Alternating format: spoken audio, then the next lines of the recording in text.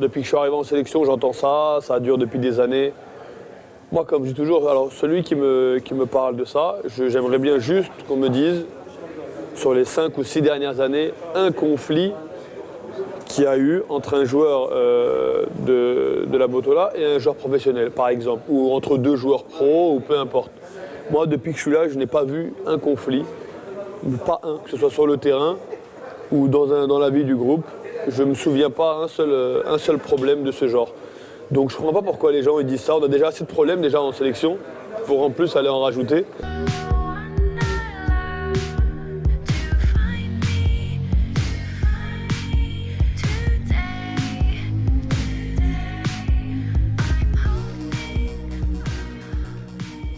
Si j'avais les raisons, ce serait un plaisir de l'expliquer, mais moi je ne sais pas.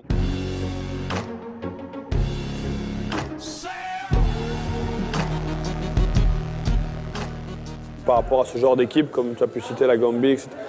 Sur le papier, on est tellement plus fort qu'eux qu'on peut penser que ça va être facile, mais malheureusement, ce n'est pas comme ça. Et on a toujours du mal contre ce genre d'équipe. C'est regrettable. On a fait aussi, même contre la Côte d'Ivoire, ce match nul, qu'on aurait pu vraiment l'emporter. Donc ça ne s'est pas joué à grand-chose, mais à la fin, la qualification de la Côte d'Ivoire, je pense qu'elle était aussi méritée quand même dans l'ensemble.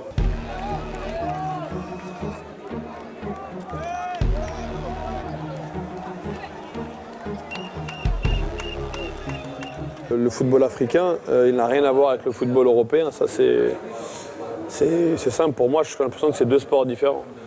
Moi, personnellement, j'ai beaucoup plus de facilité, si on peut dire ça comme ça, à jouer des matchs contre le Milan AC, contre la Juventus, contre, je sais pas, des équipes de haut niveau en Italie, que de jouer des matchs en Gambie, au Centrafrique. C'est pas évident, je sais pas, c'est l'atmosphère, c'est les conditions.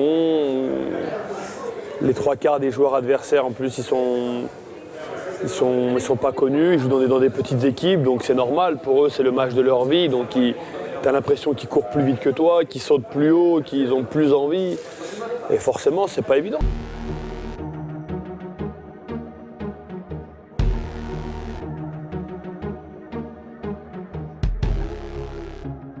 Un entraîneur marocain ou non, le plus important c'est un entraîneur qui nous emmène à la gagne, c'est tout. On avait besoin de quelqu'un qui nous fait gagner, donc Zaki, comme je dis, il connaît très bien le Maroc. C'est lui qui était voulu par les supporters. Donc peut-être que les gens seront un peu plus patients aussi avec lui par rapport à l'ampleur qu'il a au Maroc, par rapport aux résultats qu'il a eu. C'est tout ce que je lui souhaite.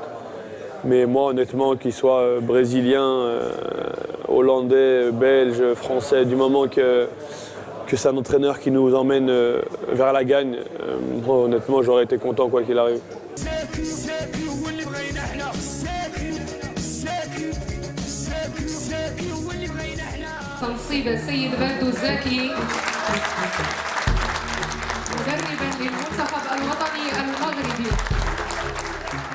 Un coach qui est très attentif au comportement aussi du joueur en dehors du terrain. Donc c'est bien, on avait besoin d'un peu de rigueur et ça ne fera pas de mal.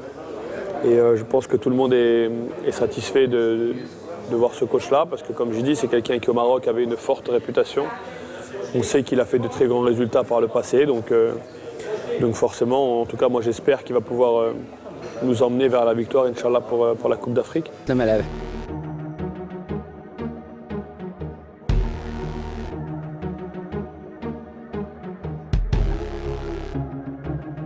On a tout pour faire un bon groupe, comme j'ai déjà dit, on a tout pour faire une grande équipe. Il faut juste qu'on prenne conscience que c'est un enjeu important, que c'est à domicile et qu'on aille tout dans le même sens, et j'espère qu'on arrivera à faire une belle équipe.